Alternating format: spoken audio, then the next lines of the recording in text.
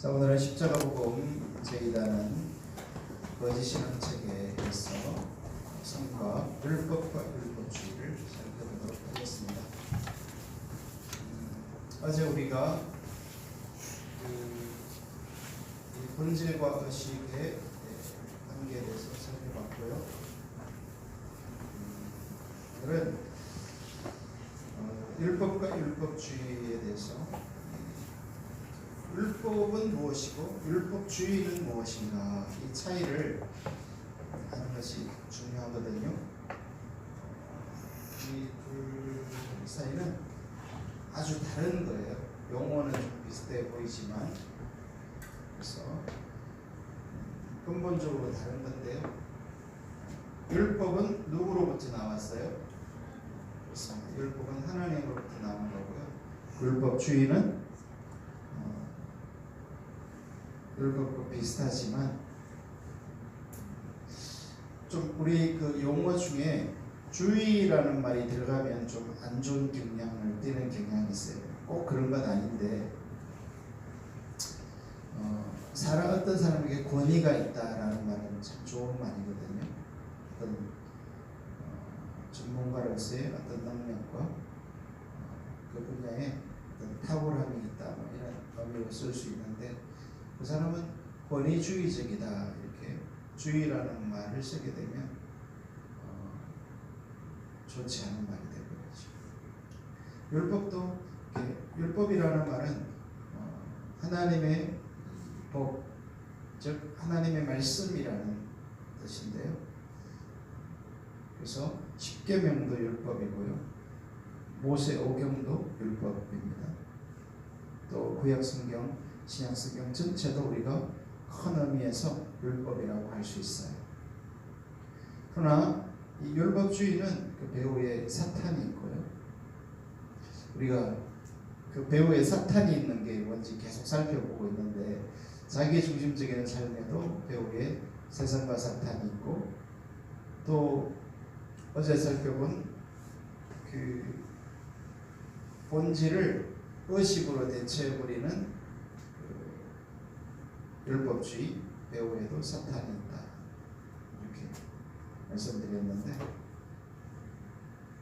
오늘 우리가 살펴보려는 율법과 율법주의 사이의 상관관계를 깊이 깨닫는 게 우리에게 참 필요합니다. 할렐루야.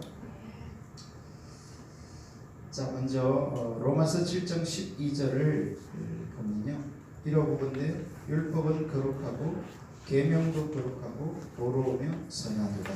여기 율법이 거룩하다, 하나님의 말씀이니까 하나님의 말씀이라 거룩할 수밖에 없죠. 그런데 그 율법이라는 용어를 무슨 말로 다시 쓰고 있어요? 계명. 계명이라는 말을 쓰고 있는데, 그 계명 율법이 뭐하다는 거예요? 거룩하고 도로우며 선하도다. 하나님의 말씀이기 때문에 거룩하고 어렵고 선할 수밖에 없죠. 할렐루야. 자, 그래서 먼저 그러면 하나님께서는 이 하나님으로부터 나온 하나님의 법, 율법을 왜 주셨는가를 우리가 생각해야 되는데, 먼저 이제 우리가 항상 오해하는 것 중에 하나는 율법을 내가 잘 지켜서 하나님의 은혜가 임하고 하나님의 생명이 임한다라고 생각하는 것은 착각입니다. 구약의 이스라엘 백성들을 보면 하나님께서 이렇게 모세를 통해서 율법을 주시잖아요. 그런데 하나님께서 그 모세를 통해서 율법을 주실 때에 조금만 볼륨을 올려주세요. 그 모세를 통해서 율법을 주실 때에 이스라엘 백성들은 그냥 단순하게 하나님이 이 율법을 주셨으니까 우리는 이제 하나님의 백성이니까 뭐 해야 된다? 율법을 지켜야 된다, 이렇게 생각했어요. 그런데 이 율법은요, 너무 거룩하고 너무 선하고 너무 어려워서 이 인간이 다가가기에는 너무나 거룩한 거예요. 마치 하나님께 우리가 인간이 죄된 인간이 다가갈 수가 없잖아요. 그래서 예수님을 통하여만 갈 수 있는 것처럼 율법도 하나님께서 모세를 통하여 주셨을 때에 하나님의 의도를 이렇게 잘 깨닫지 못하면요.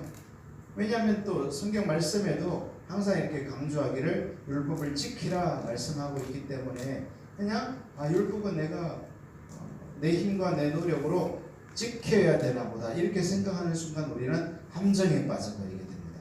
그래서 오늘 이 율법과 율법주의를 잘 이해하는 것이 무엇보다 중요한 줄로 믿습니다.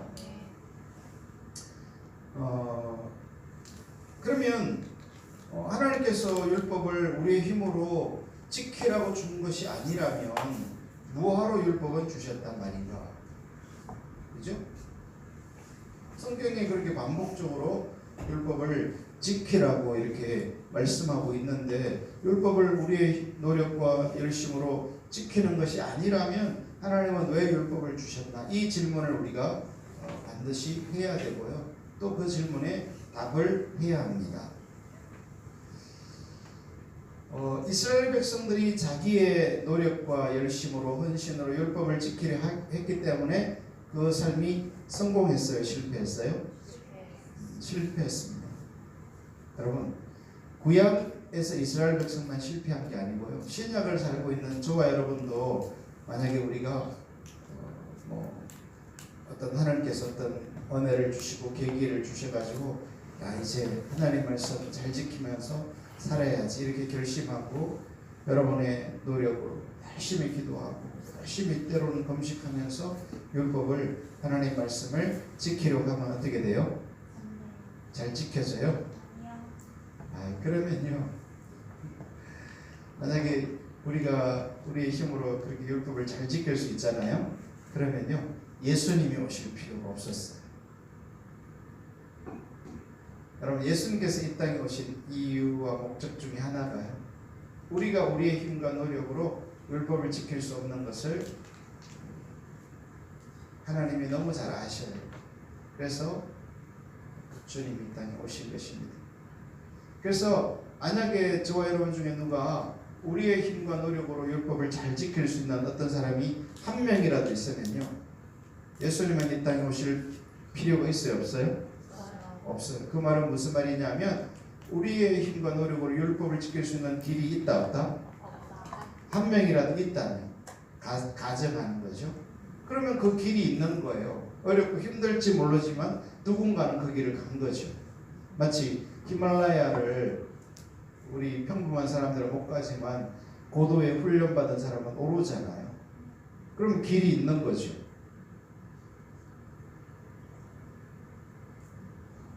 여러분, 이 로마서 7장에서 말하고 있는 거룩하고 어렵고 선한 이 율법을 단 한 명이라도 자신의 힘과 노력으로 지킬 수 있으면요, 예수님이 이 땅에 오실 이유가 없게 되어버리는 것입니다. 자, 이처럼 율법은 그것을 잘 지켜서 너 율법을 잘 지키는구나, 그러니까 너는 그러면 구원을 받게 해주마. 여러분, 마치 다른 종교에서는요, 어떤 내가 선을 쌓으면 어떤 도덕적인 윤리적인 삶을 살면 어떤 그것이 따르는 어떤 보상이 있는 그런 경우가 있을 수 있어요. 그러나 여러분, 이 기독교는요, 철저하게 하나님께서 거룩하신 율법을 주셨을 때 그것을 나의 힘으로 지키려고 하면 우리가 발견하는 것은 철저히 무능한 자신을 발견하게 돼요. 그것이 사도 바울이 고민했던 로마서 7장에서의 고민이요, 탄식이죠. 여러분 모두가 다 이런 고민이 있습니까? 하나님의 율법을 열심히 지키고자 하는데 안 되는 나, 그것을 우리가 발견하게 됩니다.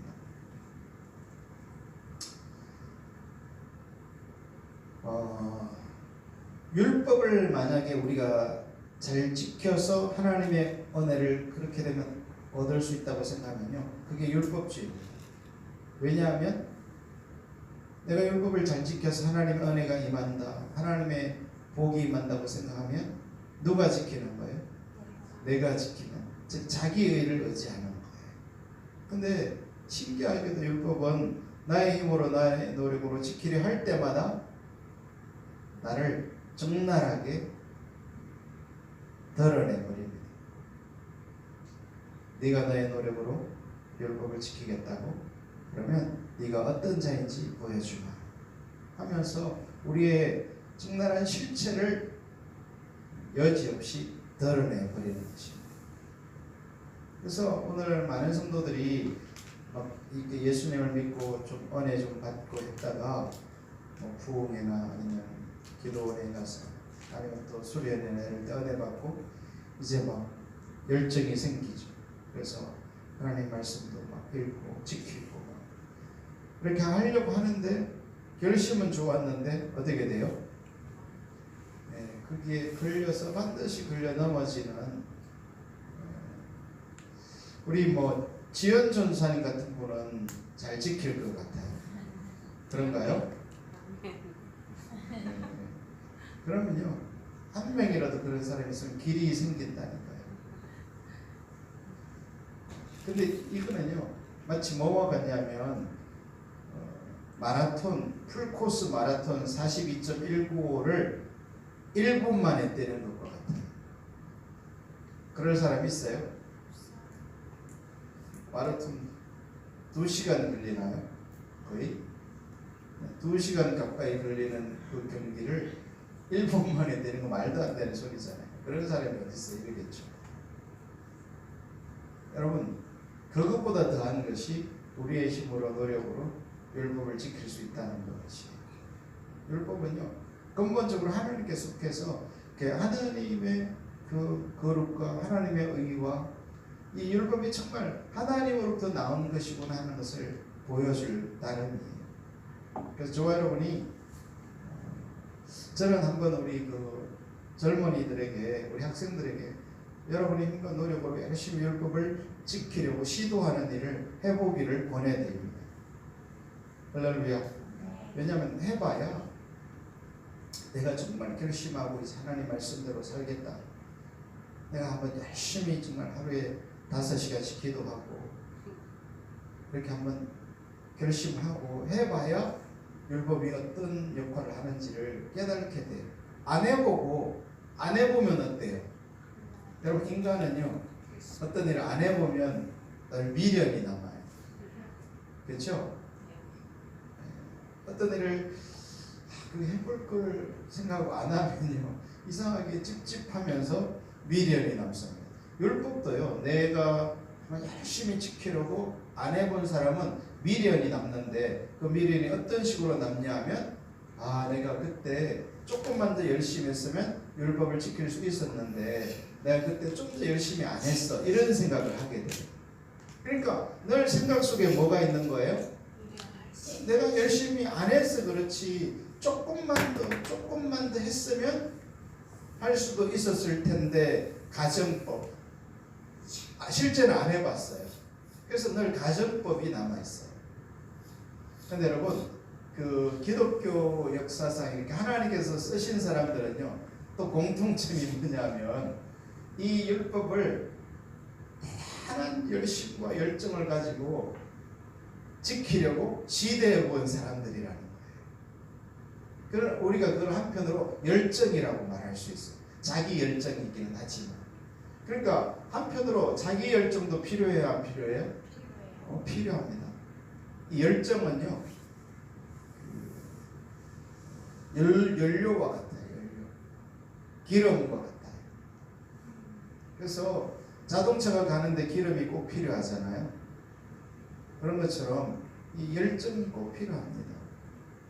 그래서 근데 하나님께서 기독교 역사상 위대하게 쓰신 사람들은요 이 공통점 중에 하나가 뭐냐면 자기 열정으로 율법을 지키려고 해봤다는 거예요.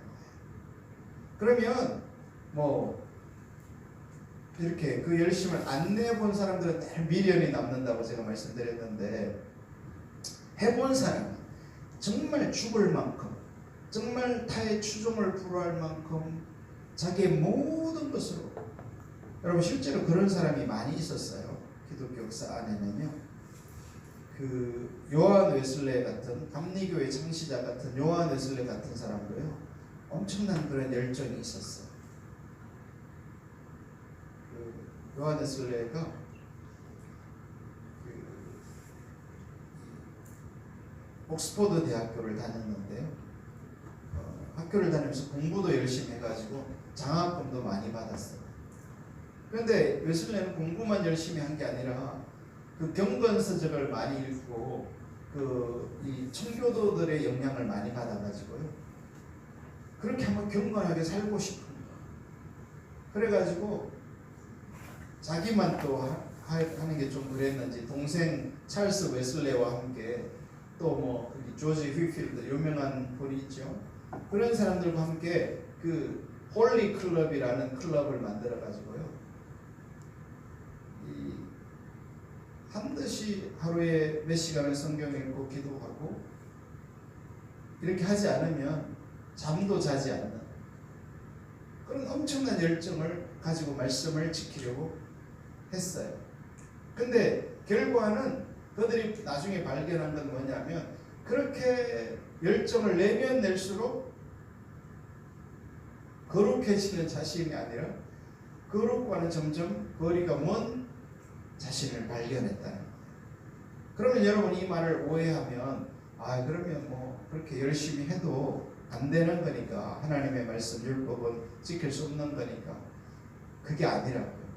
그 시도를 해봐야 한 사람은 그래서 요한 웨슬레는요 그렇게 한 나머지 그렇게 시도해 보니까 뭐를 깨닫게 된 거예요. 나중에 인간은 아무리 자기의 힘과 노력으로 여러분이 이렇게 듣고만 끝나면 안 됩니다. 그건 지식에 불과하기 때문에요. 여러분이 시도를 해볼 필요가 있어요. 인간은 아무리 노력해도 도저히 거룩한 하나님의 말씀의 거룩에 이를 수가 없구나. 내 힘으로는 아예 길이 없구나. 그럼 제가 뭐 마라톤을 1분에 뛰는 아니면 1초에 뛰는 불가능하잖아요. 말도 안 되는 소리죠. 그런 것처럼 하나님의 말씀도 우리의 힘과 노력으로는 불가능한 거예요. 지켜지는 게 불가능한 거예요. 할렐루야. 여러분이 한번 불가능한지 가능한지 한번 시도해 볼 수 있기를 도전합니다.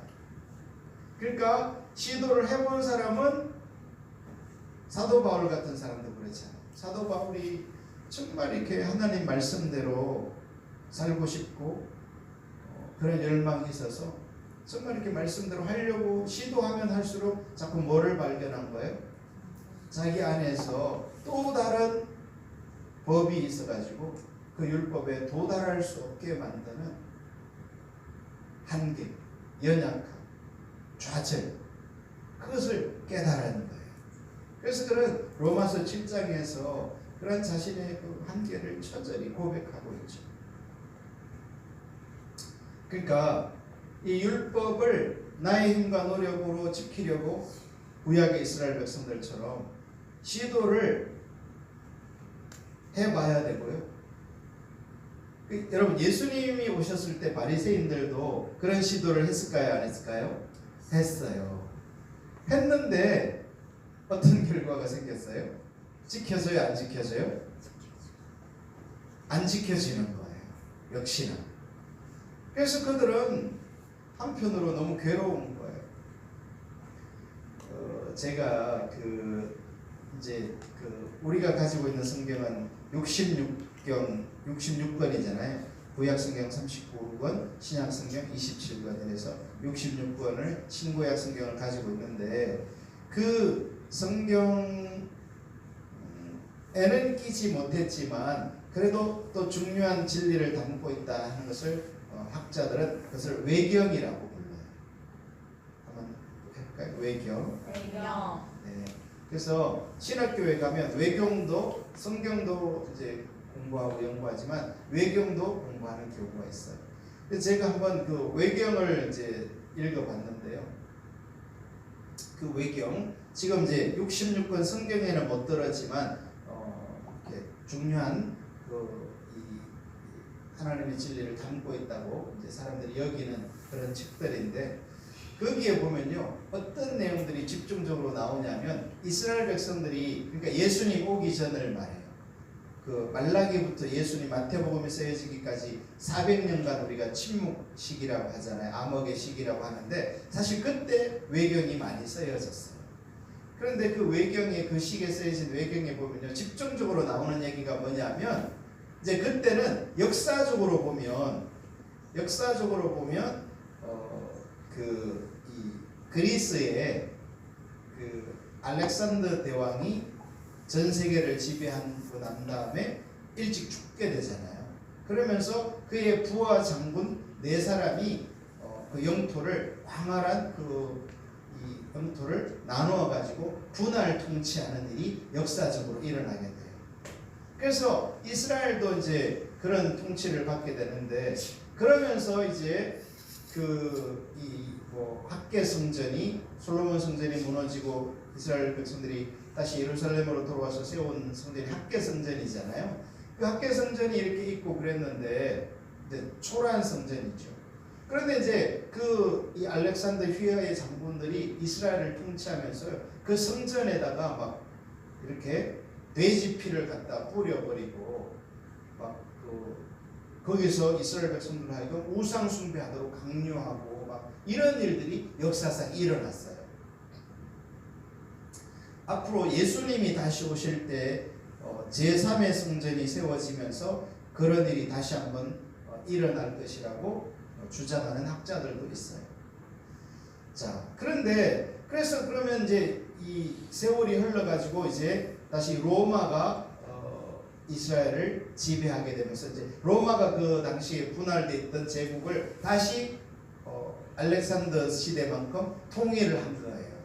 그러면서 이스라엘은 자연스럽게 로마의 지배 아래에 들어가게 됐는데 로마는 그 이전 제국과는 달리 비교적 관대하게 이스라엘이 자기들의 그 유일신 신앙, 하나님을 믿는 신앙을 갖도록 허용을 해준 거예요. 그전 막 사람들이 막 성전을 그렇게 모욕하고 우상 숭배를 강요하고 했던 것과는 다르게.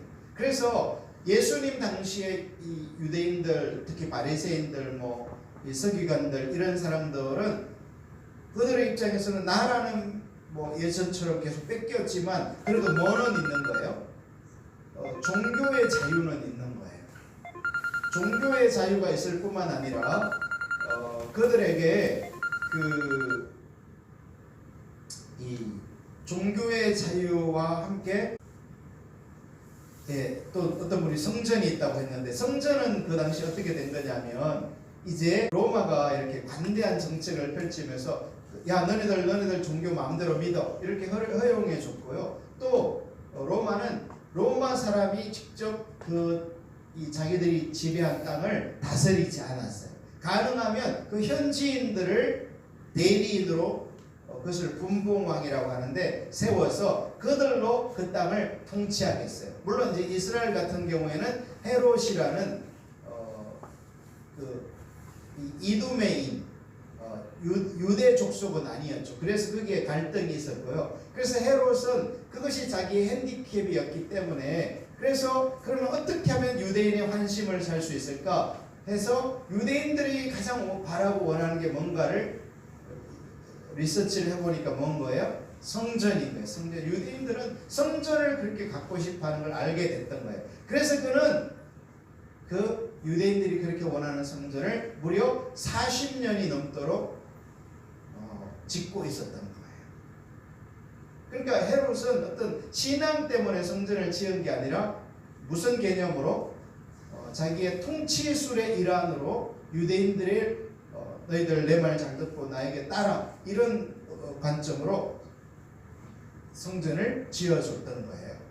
그러니까 어쨌든 유대인의 입장에서는 신앙의 자유가 있고 또 성전이 있고 하나님께 이렇게 자유롭게 제사를 드릴 수 있고 이런 그 시대가 된 거예요. 그 이전과는 달리. 그러면서 이 서기관들 바리새인들이 연구한 게 뭐냐면 그 외경이 아까 제가 외경 얘기했잖아요. 그 외경에 무슨 얘기가 나오냐면 그들의 그러니까 조상들이죠.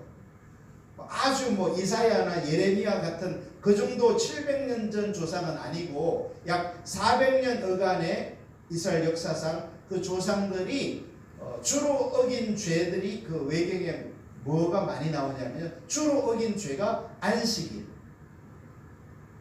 안식일을 어긴 그 죄가 많이 나오고요. 그 다음에 율법을 지키지 않았다. 뭐 다른 것도 많지만 그 두 가지가 외경에 집중적으로 많이 나와요. 그래서 이제 예수님 당시에 이 바리새인들 입장에서는 지금 종교적 자유가 허용됐어요. 성전도 있고 제사도 드릴 수 있는 거예요. 그러니까 그들은 그것을 하나님의 은혜라고 생각했어요. 하나님의 회복이라고 생각한 거예요.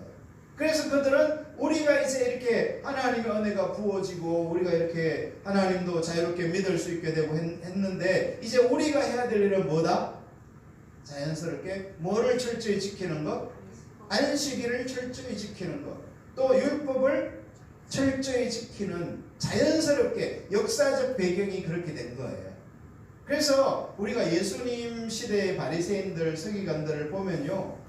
그 안식일을 어기는 것에 대해서 물론 그 안식일 개념도 다분히 장로의 유전에 의한 거였지만 어쨌든 그들은 그 안식일을 어기는 것에 대해서 조금이라도 타협해요? 타협하지 못해요? 그들은요 절대 타협하지 못해요. 조금만 그걸 어기면 누구든지 예수님이라도 사실은 그것 때문에 죽이려는 동기를 갖게 되는 것을 요한복음 5장은 말하고 있죠. 왜냐하면 그들은 그 역사 속에서 우리가 안식일을 지키지 못하고 하나님의 말씀을 우리가 지키지 않았기 때문에 이렇게 됐다 라는 그런 인식이 뼛속 깊이 있었던 거예요.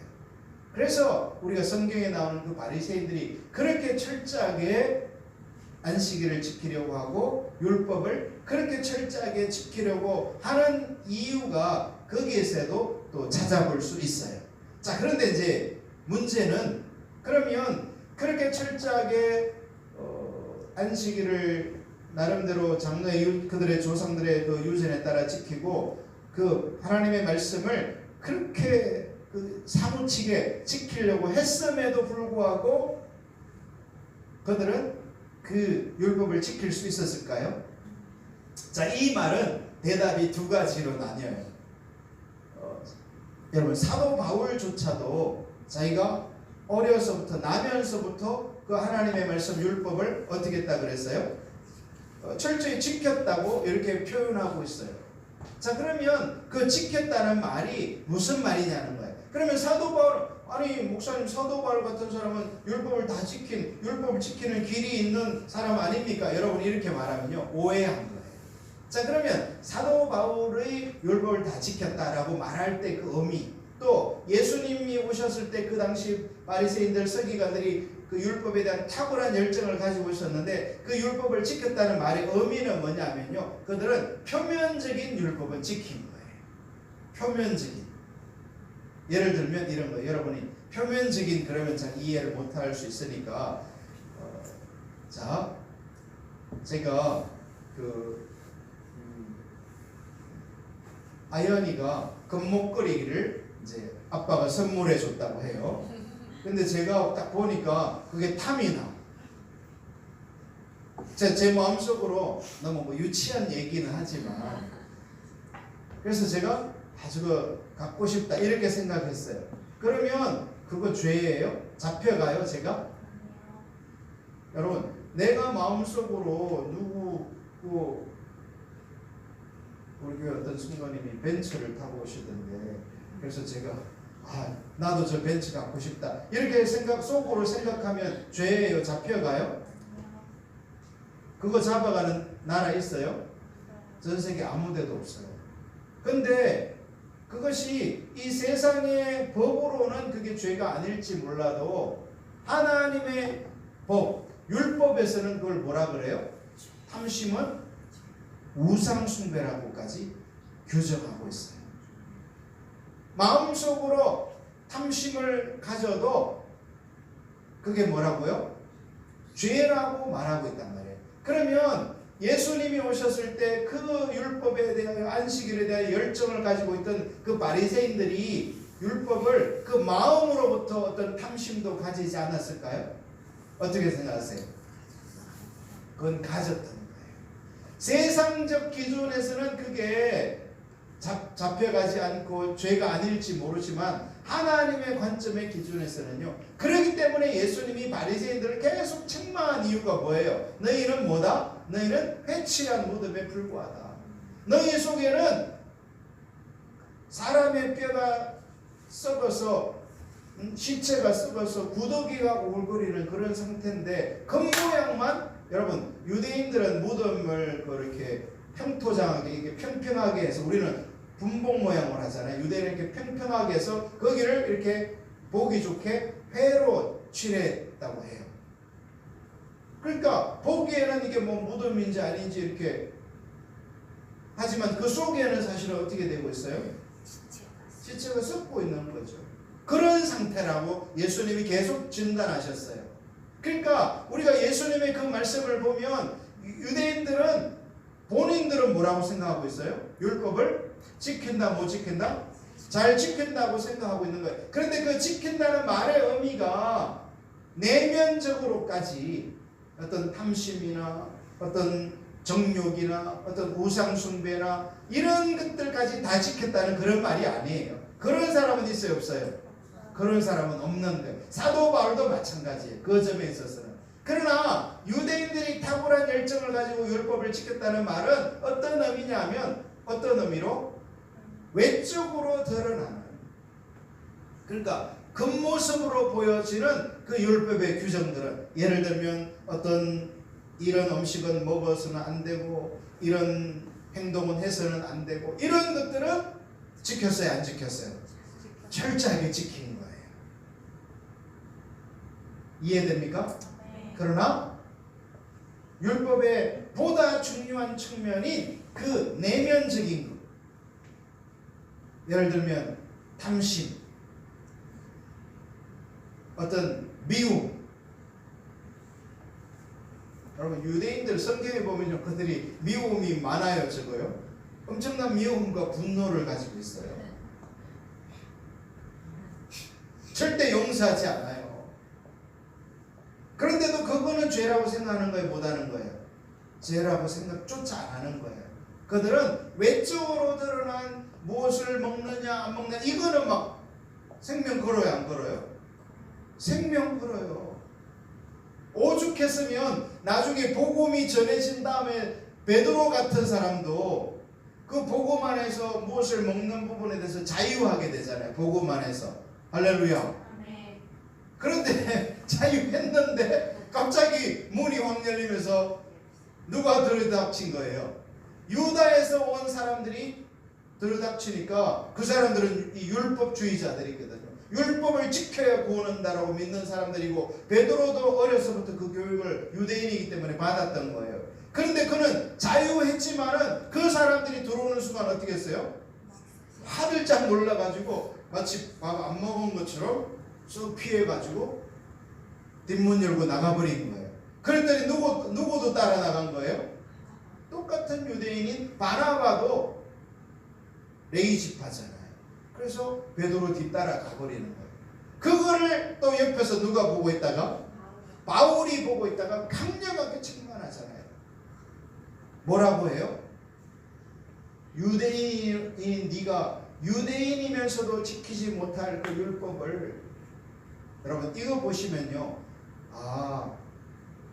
이 율법이 어떤 몇 가지 규정을 지키는 건 가능할 수 있어요. 그러나 그 내면의 문제, 이거는 여러분 우리 마음은 우리가 붙들어 놓을 수 있어요 없어요? 내 마음속에서 탐심이 생기는데, 내 마음속에서 미움이 생기는데, 내 마음속에서 시기가 생기는데, 생겨요 안 생겨요? 생긴단 말이에요. 이처럼 이 하나님의 율법을 나의 힘으로 나의 노력으로 지킬 수 있는 사람은 있어요 없어요? 없는 거예요. 이해되십니까?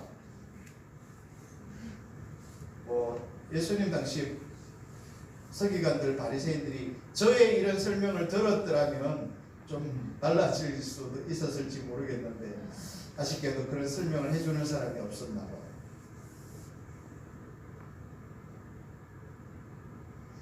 여러분, 이 하나님의 말씀, 제가 이렇게 우리 다니엘 아이들을 보니까요, 이렇게 말씀을 계속 매일 듣잖아요. 자세가 얼마나 좋아지는지 모르겠어요. 처음과는 이 하나님의 말씀은 정말 이렇게 능력이 있어요. 할렐루야. 여러분이 별로 관심 없이 듣는데도 이렇게 하나님 은혜를 주시는데 열망하면 어떻게 될까요? 이쪽으로 가운데로 앉으세요. 여러분, 하나님의 말씀은요 놀랍게 역사하십니다. 아멘. 특히 오늘 이 율법과 율법주의를요 잘 들으셔야 돼요. 잘 깨달아야 돼요. 이게 다 아는 것 같지만 절대 그렇지 않아요. 자, 그래서 여러분이 이제 쭉 이해가 되시죠? 성경에 왜 그렇게 바리새인들 서기관들이 그렇게 안식일에 집착하고 율법의 규정에 집착하고 했던 거는 그들이 그 어떤 역사적으로 정치적으로 당했던 그 어려움 충분히 이해되잖아요. 근데 안타까움이 있어요. 저는 사실은 왜냐하면 그들이 지금 우리가 이렇게 살펴보고 있는 십자가 보면서 살펴보고 있는 신앙의 본질을 깨닫고 호세아 선지자가 말했던 오라 우리가 여호와께로 돌아가자. 그 하나님 자신에게로 인격체 하나님께로 돌아가는 그 열정이 대단했으니까 그랬더라면 너무나 좋았을 거잖아요. 아마 그 바리새인이나 서기관들 어떤 리더 중에 어떤 사람이 이런 정말 인격체 하나님을 깊이 만난 그 구약의 어떤 선지자들과 같은 그런 사람이 있어서 그들을 물론 뭐 그것도 또 잘 안 되겠네. 왜냐하면 가장 하나님과의 깊은 친밀함을 누린 예수님이 앞에 계셔서 가르쳐도 그들은 못 돌이켰으니까 또 저희 그런 가정도 쓸데없는 것이 되겠네요. 하여튼 유대인들은요, 예수님 당시 유대인들은 방향을 잘못 택한 거예요. 즉 어떻게 택한 거예요? 그들은 하나님 앞에서 바른 신앙을 뭐 지키는 것으로? 율법을 지키는 것으로 증명하고자 했던 거예요. 그것이 그들은 하나님께서 그들에게 율법을 주신 이유고 목적이고 우리 조상들이 그것을 안 지켰기 때문에 우리가 지난 세월 그 피눈물 나는 고난을 당했다. 이렇게 여겼던 것입니다. 말씀드린 것처럼 신앙의 본질적인 요소로 영역으로 돌이켰더라면 훨씬 나았을 텐데. 근데 여러분, 우리가 이 율법주의는 신앙에 대한 왜곡된 이해라고 했잖아요. 이 왜곡된 이해를 가진 사람은요, 참 이렇게 바른 것을 받아들이기가 쉽지 않아요. 또 여러분, 사람들도 이렇게 보면 마음에 막 이렇게 상처가 있는 사람은요, 어떤 일이 일어나냐면 왜곡이 일어나거든요. 그래서 누가 이렇게 사랑한다 그래도 그것이 이렇게 잘 안 받아들여져요. 뭔가 또 저 사람이 또 나를 어떻게 괴롭히려고 저렇게 하나 이렇게 약간 좀 마음이 꼬여 있는 거죠. 예수님의 빛이 임해가지고 저와 여러분의 마음이 이렇게 순전하게 회복될 수 있기를 축복합니다. 아멘. 여러분, 이 마음도요, 한편으로 오늘 뭐 그걸 다루는 시간은 아니지만 마음이 이렇게 상처가 많으면요, 하나님의 은혜가 제대로 임하기가 쉽지 않습니다. 원수가 그걸 가지고 방해해요. 그래서 그런 분들은요, 내 마음에 이렇게 상처가 많다 이렇게 느끼시는 분들은 더 겸손하게 주님 앞에 납작 엎드려서 나는 하나님의 말씀대로 쓰겠다, 이 결단을 하셔야 돼요. 할렐루야. 왜냐하면요, 원수가 계속 속입니다. 여러분의 감정을 가지고 속이고요, 여러분의 생각을 가지고 속여버려요. 원수는 속임수의 아버지, 속임수의 앞잡이니까요, 거짓말의 아주 그냥 대가예요, 사단마귀가. 그래서 여러분들이 거기서 벗어나고 치유되는 길은요, 이렇게 선포되는 하나님의 말씀을 나는 붙잡겠다, 저 진리에 내가 내 삶을 걸겠다. 이런 자세로 서게 되면요. 그 빛이 임하면서 말씀이 빛이거든요. 빛이 임하면서 치유가 일어나게 되고 회복이 일어나게 되는 것입니다. 할렐루야. 자, 그러면 서론을 좀 길게 말씀드렸는데 그러면 하나님은 그렇게 자신들의 노력과 힘으로 지키라고 주는 게 아니라면, 자, 제가 이렇게 십자가 부분을 살펴보면서 우리가 자주 보는 그 신명기 30장 말씀을 한번 볼까요?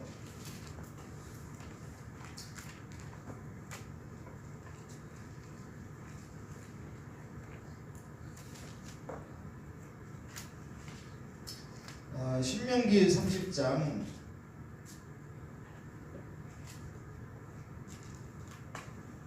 여기 9절부터 한번 보죠. 신명기 30장 9절. 내가 내 하나님 여호와의 말씀을 청종하여 이 율법책에 기록된 그의 명령과 규례를 지키고, 여기도 율법을 지키라 하나님 말씀하고 계시죠. 아멘. 지키고 내 마음을 다하며 뜻을 다하여 여호와 내 하나님께 돌아오면 내 하나님 여호와께서 내 손으로 하는 모든 일과 내 몸의 소생과 내 가축의 새끼와 내 토지 소산을 많게 하시고 내게 복을 주시되 곧 여호와께서 내 조상들을 기뻐하신 것과 같이 너를 다시 기뻐하사 내게 복을 주시리라.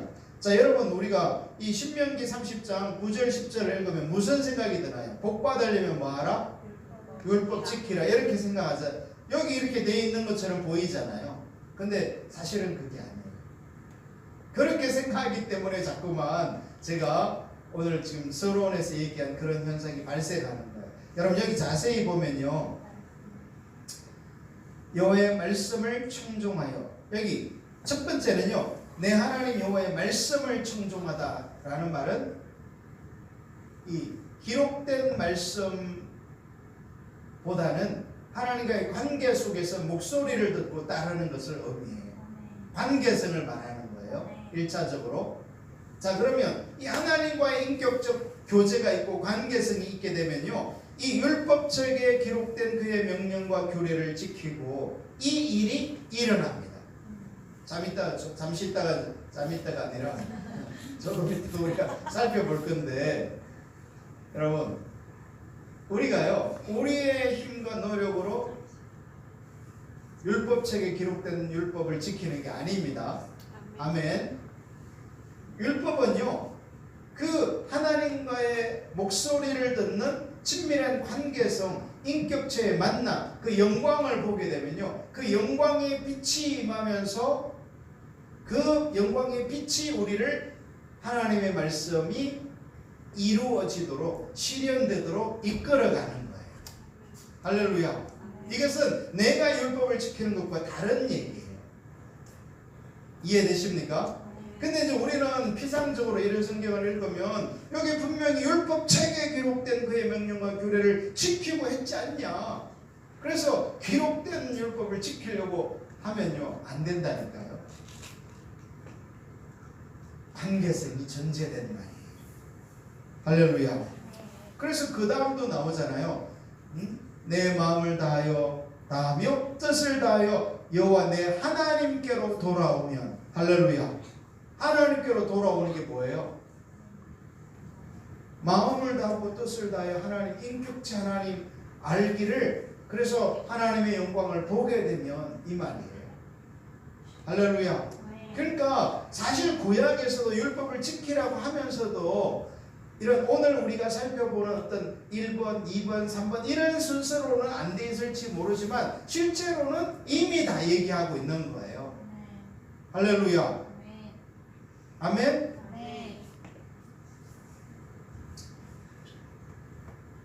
사실 11절도 오해하기가 쉬운 구절이에요. 내가 오늘 내게 명령한 이 명령은, 자, 뭐예요? 내가 오늘 내게 명령한 이 명령? 율법이죠. 율법.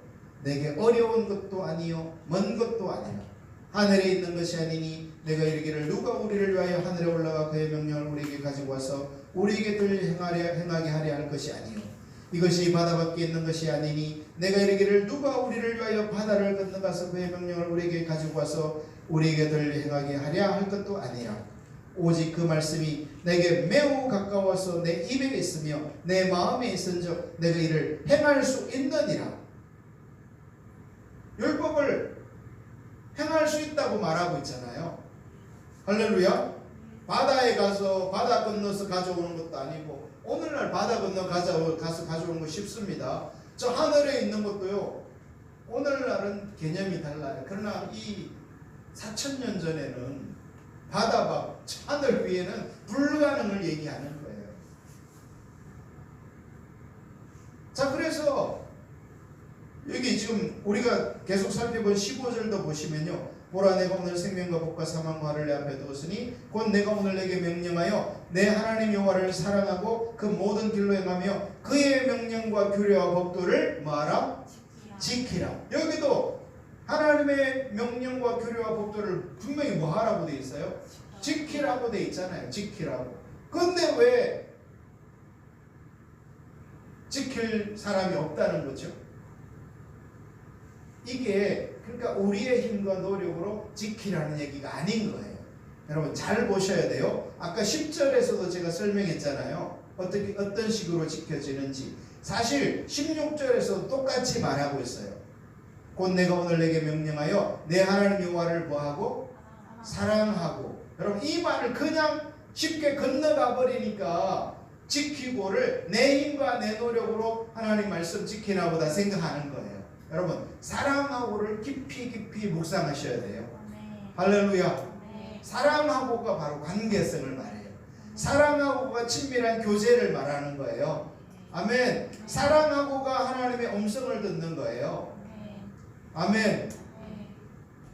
이것이 예를 들어 1번이라면 이 1번을 지나지 않고 명령과 규례와 법도를 지키라를 2번으로 치면 이 2번 갈 수 있어요? 없어요? 절대 못 간다는 거예요. 2번 지키라를 가는 유일한 통로는 어디를 지나가야 돼? 1번. 하나님을 사랑하는 그 인격적 만남과 교제와 사귐이 있는 사람만 2번을 갈 수 있는 거예요. 할렐루야.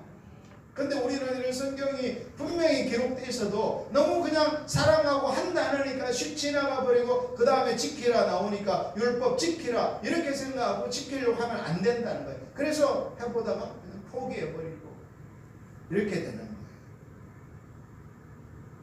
제가 오늘은 사실은 우리가 이런 율법과 율법주의 살피면 이런 얘기 제가 거의 안 하지만 오늘은 조금 여유가 있어서 그 배경을 자세하게 설명하는 거예요. 사실 여러분에게 도움이 될 수가 있죠. 조금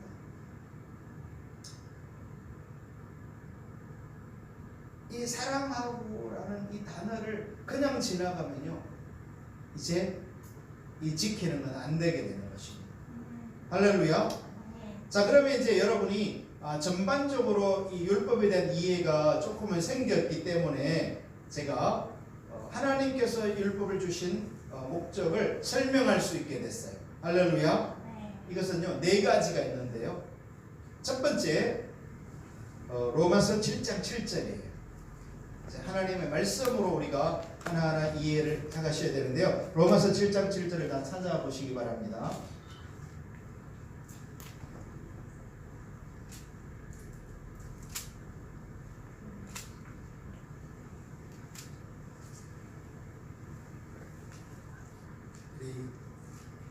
우리 친구들이 목사님 목을 위해서 좀 많이 기도해 주면 좋을 것 같아요.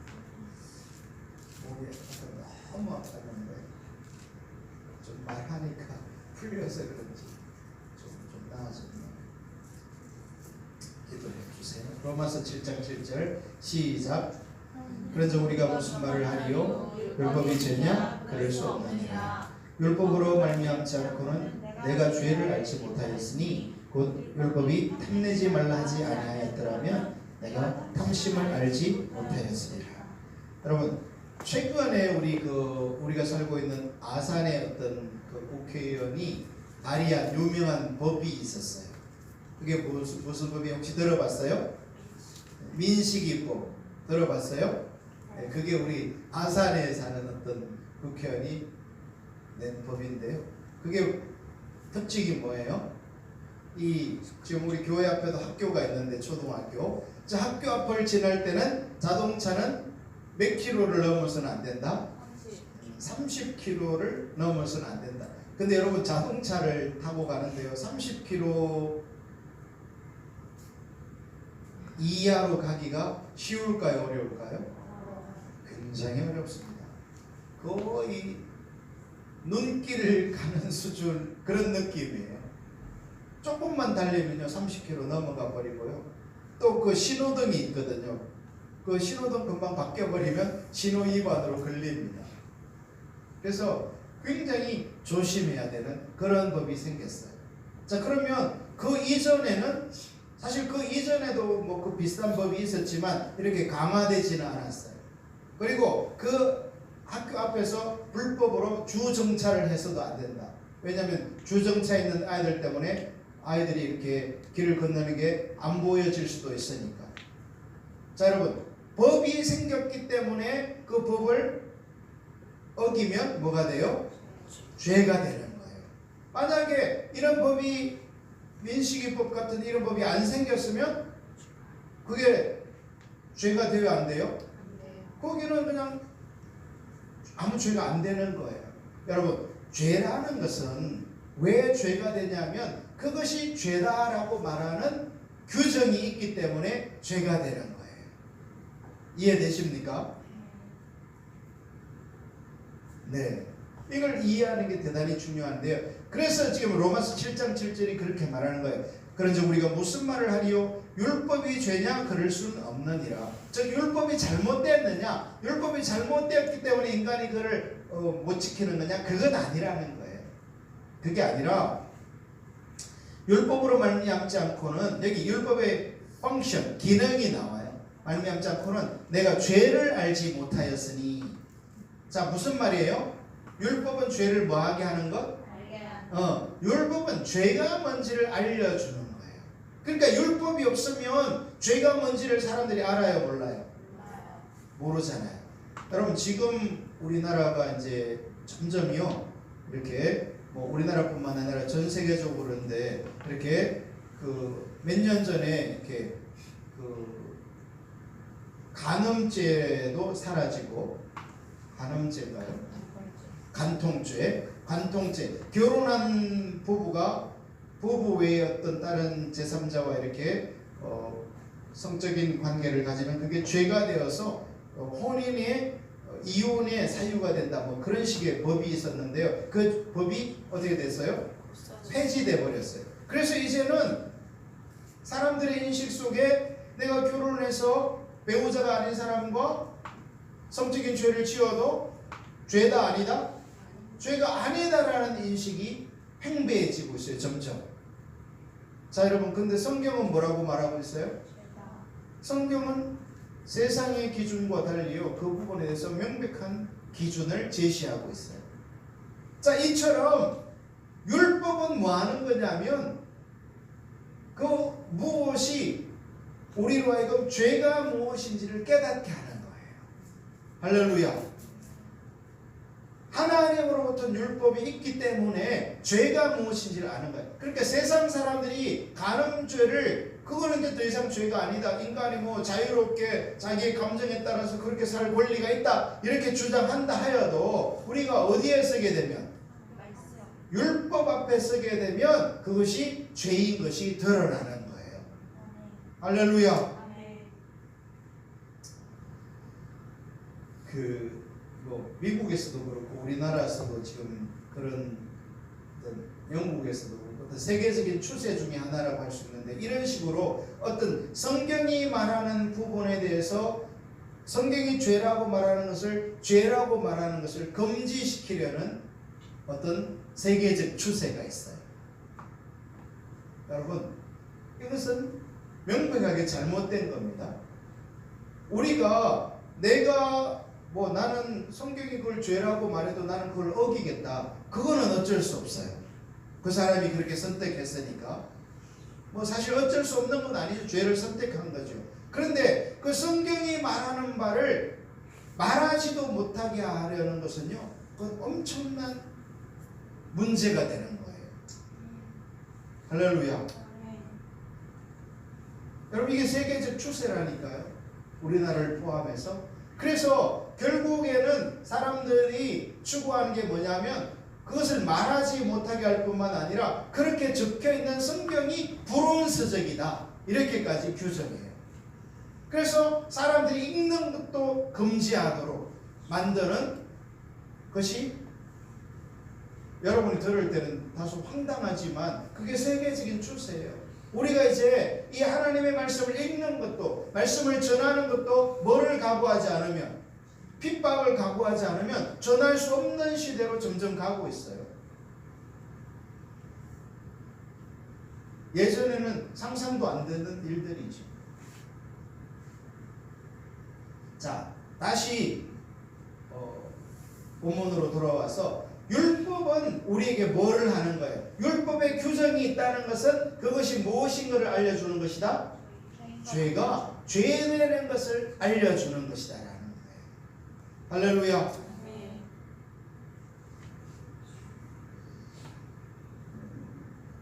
시대가 바뀌어지면서 더 이상 사람들의 인식 속에서 죄가 죄로 안 여겨지는 것들은 참 많습니다. 아까 제가 말한 그런 간통죄 같은 것도 그렇고요. 동성연애 같은 것도 그럴 수 있어요. 성경은 죄라고 명백하게 가르쳐 주는데 사람들은 그것을 나의 자유다 이렇게 얘기하는 거예요. 근데 우리가 어쨌든 이 성경 앞에 서면 율법 앞에 서면 죄는 어떻게 되는 거예요?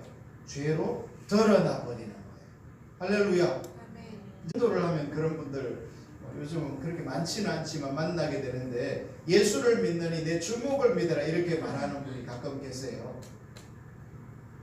그런 분들은 뭐 내 주목을 믿어라 이 말은 진짜 주목 믿으라는 얘기가 아니라 어떤 의미를 가지고 있어요? 내가 예수를 믿을 필요가 없을 정도로 잘 살고 있다. 나는 죄인이 아니다 이런 의미잖아요. 여러분 그렇게 생각하시는 분도 어디 앞에 서면 하나님의 말씀인 율법 앞에 서면 본인이 율법 앞에 서기 전에는 내 주목을 믿으라 할 정도로 자신이 많았지만 하나님의 율법 앞에 서면 여지없이 뭐로 드러나는 거예요? 죄인인 것으로 드러나게 되는 거죠. 뭐 그 사람이 뭐 자기의 말 맞다나 도둑질이나 살인죄나 안 지었을지 모르지만 그 내면 속에 탐심과 미움과 시기와 질투와 분노와 이런 것들은 가득할 거잖아요. 근데 율법은 그 모든 것이 다 죄라고 규정하고 있기 때문에 율법 앞에 서면 우리는 죄인인 것으로 드러나게 되는 것입니다. 할렐루야. 자, 그래서요 율법은요 우리의 죄를 드러내는 거예요.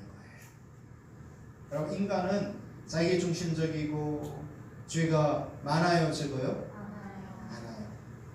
저는 저를 포함한 우리 모두가 이 하나님의 빛이 임해가지고 죄가 비춰지는 일이 있었으면 좋겠어요. 할렐루야. 여러분 중에는 확실하게 본질 그렇게 들어도 잘 안 되던데요 이렇게 하는 분들이 참 많거든요. 그런 분들에게 작은 조언을 하나 드린다면요, 이 하나님의 말씀 앞에 비춰지는 죄가 비춰질 때마다 회개하고 몸부림치면서 주님의 은혜를 구하는 삶을요 계속 살게 되면 자기도 모르는 사이에 하나님과의 친밀함이 활짝 열려지게 됩니다. 할렐루야. 많은 사람들이요 죄 앞에 직면을 하지 않아요. 저는 그런 경우 많이 봤어요.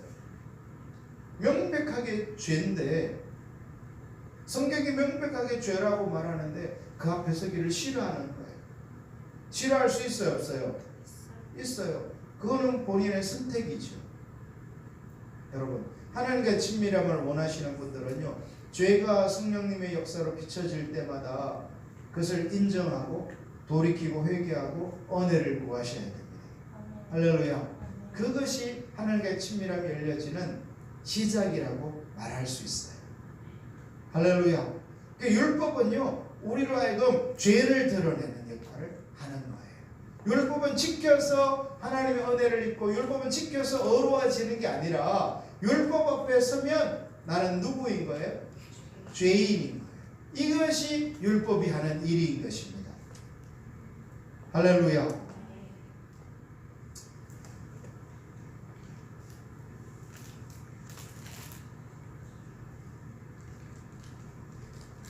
여러분, 우리가 이렇게 이 실내를 보면요, 먼지가 보여요, 안 보여요?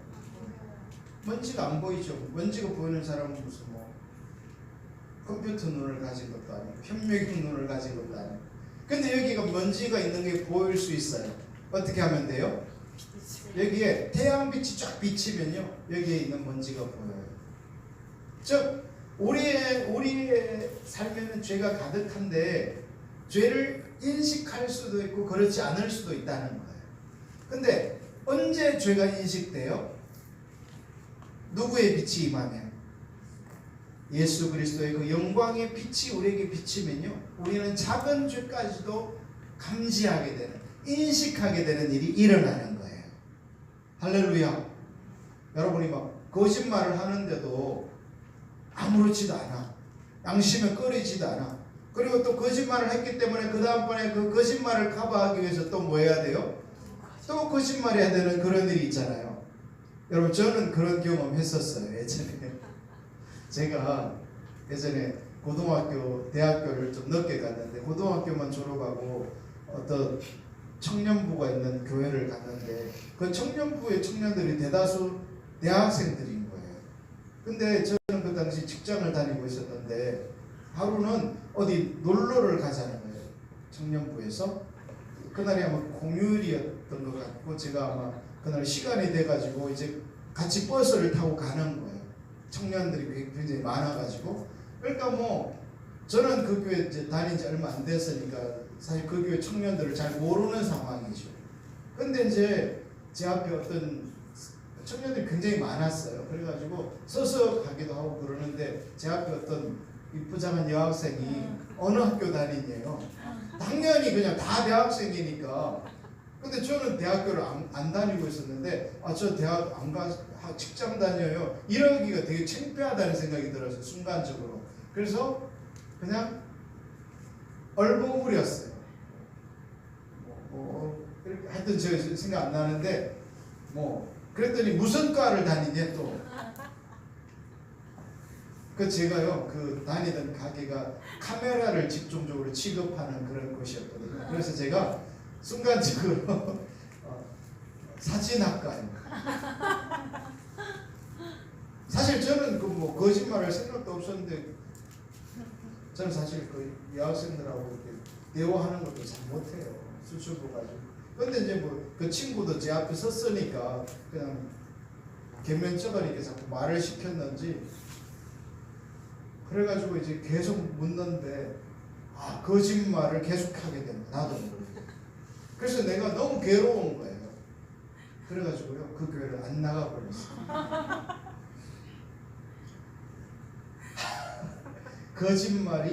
거짓말을 해야 된다는 걸 제가 그때 엄청 경험한 거예요. 여러분, 그나마 제가 그게 거짓말이고 잘못된 거라는 걸 인식했으니까 다행이지. 요즘 청년들이나 요즘 아이들 같은 경우에는요, 거짓말을 계속하면서도 그것 자체를 인식해요, 안 해요? 인식하지 않는 경우가 많아요. 여러분, 죄가 죄로 비춰질 수 있기를 예수님의 이름으로 축복합니다. 이건요, 우리가 하나님의 은혜를 입는데 아주 중요한 자세예요.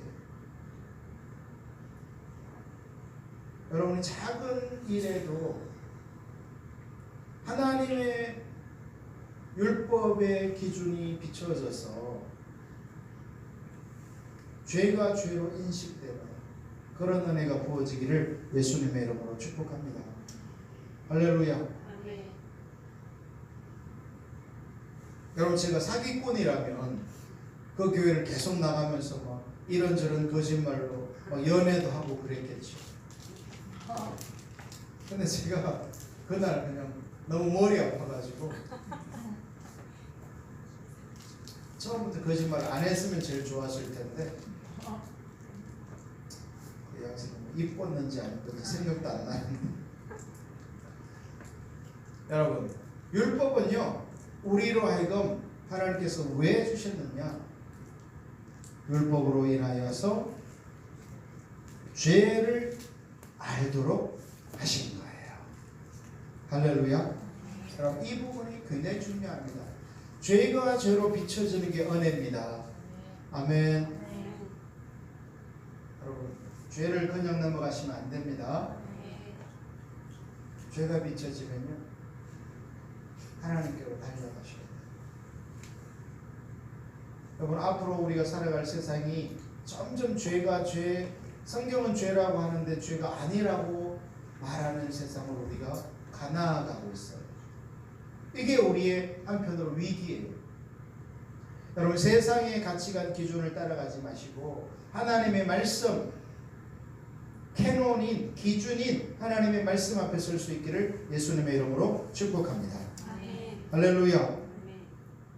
두 번째 율법은요 우리가 죄인인 것을 깨닫게 할 뿐만 아니라 우리가 율법 앞으로 다가가면 다가갈수록 즉 율법을 지키려 하면 할수록 율법은 우리를 뭐를 만들어 버려요? 얼마나 우리가 심각한 죄인인가를 적나라하게 드러내버립니다. 그것을 죄를 심화시킨다 이렇게 말할 수 있어요. 여러분 율법은 우리가 죄인인 걸 드러낼 뿐 아니라 두 번째는 율법 앞에서 피할 길이 없는 저주받은 죄인인 것을 보여주는 것이 율법의 두 번째 목적입니다. 할렐루야. 네. 여러분 우리가 피할 길이 없는 죄인인 게 보여져서 저주받은 자인 것처럼 느껴질 때 우리는 어떤 반응을 할 수 있을까요? 여러분 세상 사람들이 예수님을 안 믿는 사람들이 피할 길이 없는 막다른 한계사항에 다다랐을 때 어떤 선택을 합니까? 뭐 자살을 한다든지 이런 식의 선택을 하잖아요. 여러분 그러면 예수님 믿는 율법 앞에선 죄인으로서 피할 길 없는 것을 나타내는 율법 앞에선 저와 여러분도 그렇게 자포자기해요? 그게 아니에요. 여러분 율법의 세 번째 목적은요 갈라디아서 3장 24절이에요. 이같이 율법이 우리를 그리스도께로 인도하는 초등교사가 되어 율법이 뭐라는 거예요? 초등교사. 초등교사 옛날에는요 이 초등교사라는 말을 몽학선생이라고 했어요. 여러분 초등교사 몽학선생인데 율법이 누구에게로 이끌어간다고요? 예수 그리스도에게로 이끌어간다는 거예요. 죄인으로서 길을 모르고 너무너무 마음이 아프고 이제 나는 죽었구나 나는 이제 끝장이구나. 여러분 존 번연이 쓴 철로역정이라는 책을 보면 그 시작이 바로 이 부분에서 시작해요. 어떤 사람이 한 동네에 살고 있는데 그 사람 이름이 뭐예요? 이 크리스찬이 어떤 고민에 갑자기 휩싸여요. 자기가 죄를 해결할 길이 없는 것을 가지고 고민하게 돼요. 여러분 율법은 우리에게 바로 내 힘으로는 해결할 길이 없는 그 자리에 서게 함으로써 율법의 세 번째 목적인 그리스도께로 이끌어가는 몽학 선생의 역할을 하는 것이 율법의 역할인 것입니다. 할렐루야. 내 힘으로 율법을 지켜서 의로워지거나 내 힘으로 율법을 지켜서 하나님의 은혜를 받게 하려는 것이 아니라 죄인이고 또 죄인이고 소망 없는 죄인인 걸 밝혀 드러내서 나는 누구밖에 소망이 없구나. 예수 그리스도의 십자가밖에는 이 죄를 해결하실 분이 없구나. 요 진리에 도달하도록 하는 것이 율법이라는 거예요. 네. 할렐루야. 네. 그래서 여러분들이요 율법을 통해서 자신의 문제나 한계나 아픔이 발견되면 막 그것을 애통해야죠 당연히. 그러나 그 애통함으로 끝나면 안 돼요. 반드시 그 애통은 누구를 향하여 나아가야 돼요? 예수 그리스도. 몽학 선생이신 초등교사이신 율법이 우리를 그리스도에게로 이끌어가는 그 역할이 반드시 경험되어져야 돼요. 할렐루야. 여러분 지금 제가 이런 율법의 1번, 2번, 3번의 목적을 설명하고 있는데 이 순서가 아주 중요합니다. 이 순서대로 돼야 돼요. 할렐루야. 1번이 뭐라고요? 죄를 알게 한다. 2번 죄를 심화시킨다. 완전히 죄인인 걸 처절하게 알게 만들어버린다 이거예요. 절망하게. 그래서 어떻게 한다? 율법은 그리스도에게로 이끌어가는 몽학선생이 된다. 이게 율법에 주어진 이유, 목적, 목표인 것입니다. 할렐루야. 여러분 우리가 죄인인 것이 안 비춰지면요 예수님을 만나도 감사와 기쁨이 없게 돼요. 내가 정말 죄인인 것이, 죽을 죄인인 것이 비춰졌는데 예수님이 나의 죄를 용서하셨다, 해결하셨다. 그러면 어떻게 돼요? 그게 너무나 기쁜 소식이 되는 거예요. 할렐루야. 여러분 마음속에 그리스도를 불러도 기쁨이 없고 감사가 없고 만족이 없다는 것은 뭐가 안 비춰진 거예요? 내가 죄인인 것이 안 비춰진 거예요. 그래서 저는요 그런 걸 권하지는 않는데 어떤 사람들 중에는 죄를 한번 실컷 지어보라 그래요. 저는 그걸 권하지는 않습니다. 있는 죄 없는 죄를 다 지어보고.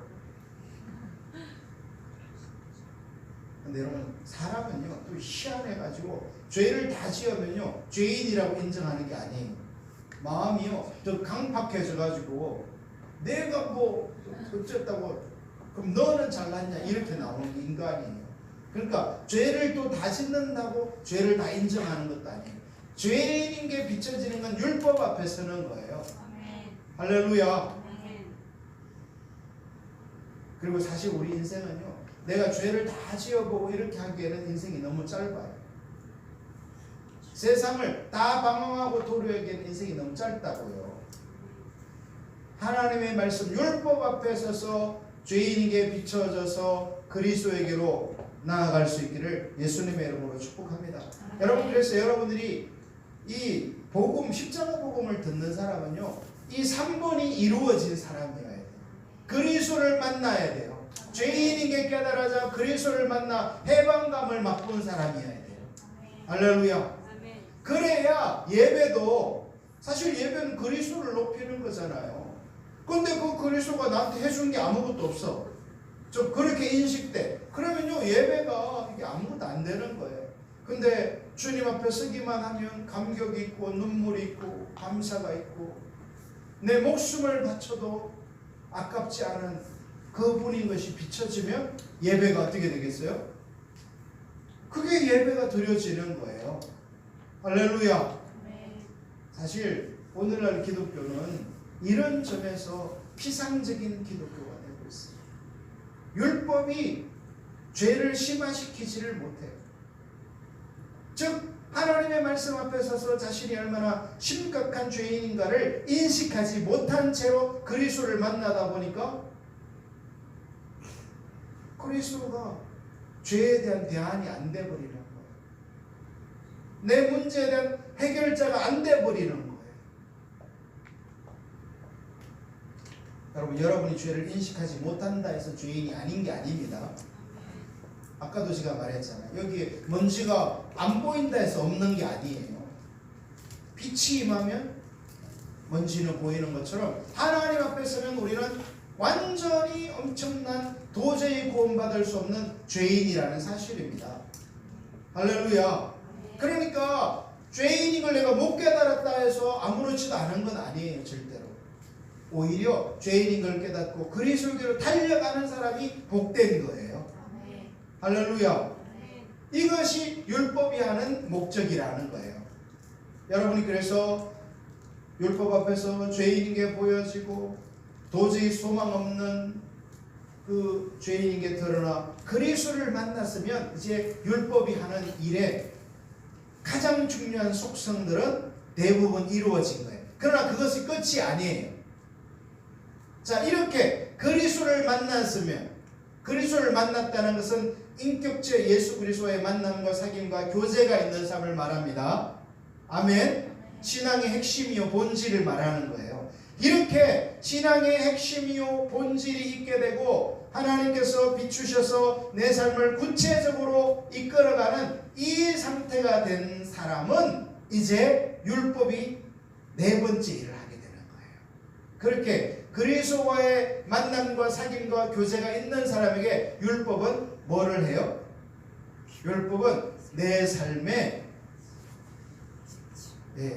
길잡이, 지혜, 생명이 되는 거예요. 여러분이 이거 잘 들어야 됩니다. 만약에 1, 2, 3번을 안 거치고 4번으로 가버리면 어떻게 돼요? 율법을 내 생명의 길, 빛, 내 생명의 복으로 삼으려고 하면 어떻게 돼버려? 율법은 율법주의가 돼서 여러분을 죽여버려요. 아시겠습니까? 반드시 누구를 만나?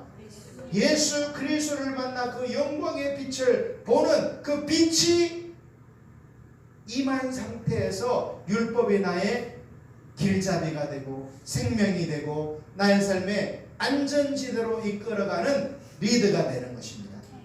할렐루야. 여러분 아까 우리가 살펴본 신명기 30장이 바로 3번 목사님 그때는 그리스도가 없었잖아요. 그때 그리스도를 대신하는 것이 하나님의 영광의 빛이 인격체 하나님을 사랑하는 자리에 섰을 때 삶의 길잡이로서 안전핀으로서의 율법이 작동하게 되는 거예요. 할렐루야. 뭐 4,000년 전에 이렇게 율법을 설명해 주는 사람이 없고 항상 이렇게 하나님의 말씀은 다 이렇게 진리가 퍼져 있어요. 그래서 누군가 그 진리를 꿰야 돼요. 한편으로 그래서 선생이 필요한 거죠. 여러분이 이 순서를 반드시 깨달을 수 있기를 예수님의 이름으로 축복합니다. 여러분 오늘 여러분이 듣기에는 쉬운 것 같으나 결코 쉽지만은 않은 얘기를 오늘 제가 했어요. 이렇게 되면 우리는 율법과 율법주의에 대해서 명확한 차이를 깨닫게 되고 율법은 바로 이런 목적으로 우리에게 다가오는 거구나. 하나님이 그래서 주시는 거구나. 알게 되죠. 할렐루야. 사실 그러니까 율법은요. 그리스도와의 사귐으로 이끄는 거예요. 그리스도와의 교제로 이끄는 거예요. 아멘. 그래서 영생도 율법이 이끌어간 영생도 예수 그리스도를 뭐하는 것? 아는 것이 되는 거예요. 할렐루야. 그 그리스도를 아는 사람이 율법이 삶의 규범이 되는 거예요. 아멘. 그리스도의 인격적 만남 사귐과 교제가 없는데 율법만 지키려고 하면 어떻게 돼버려요? 힘들어가 아니라 율법주의라는 거짓 신앙에 대한 왜곡된 이해에 빠져버려서 사단을 쫓아가 버리게 되는 거예요. 이해되십니까? 근데 너무나 안타깝게도 사람들은 그리스도의 만남과 사귐과 교제와 그 구원자 되시는 그리스도를 율법의 목적인 몽학 선생의 그 역할을 감당하지 않은 채로 뭐만 하려고 하는 거예요? 율법만 지키려고 하다 보니까 여러분 의도가 아무리 선해도 안 된다는 거 우리 살펴봤잖아요. 사실 율법을 지키려 하는 것은 어떻게 보면 선한 의도라고 말할 수 있어요. 근데요 예수님 시대 바리새인들을 보면 그들은 율법을 지키려는 선한 의도가 있었어요. 역사적 경험이 있었어요. 그러나 그들은 하나님과의 친밀함으로 나아간 게 아니라 율법만 지키려고 하는, 그래서 복을 얻으려고 하는, 그들의 안전을 유지하려고 하는 자리에 있었기 때문에 어떻게 돼요? 율법도 제대로 못 지킬 뿐만 아니라 자기의라는 율법주의에 나타나게 되는 특성인 자기의에 빠져서 누구조차도 배척해버리는 거예요. 예수님조차도, 하나님의 아들 구원자 예수 그리스도조차도 배척해버리는 교만이죠. 그 자리에 가게 되는 거예요. 할렐루야. 그러니까 우리가 이 율법과 율법주의에, 여러분 제가 사실 이 율법과 율법주의 설교를 수십 번은 듣고 수십 번을 설교했을 거예요. 몇 주 전에도 설교했을 거예요. 근데요 그때마다 하나님이 저에게 주신 은혜가 있어요. 여러분이 듣고자만 하면 그때마다 주시는 은혜가 있어요. 할렐루야.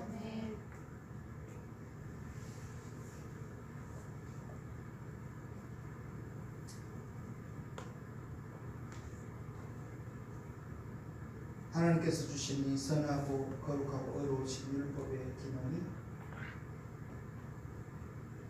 충분하게 그 역할을 감당하는 겸손한 저와 여러분이 되기를 예수님의 이름으로 축복합니다.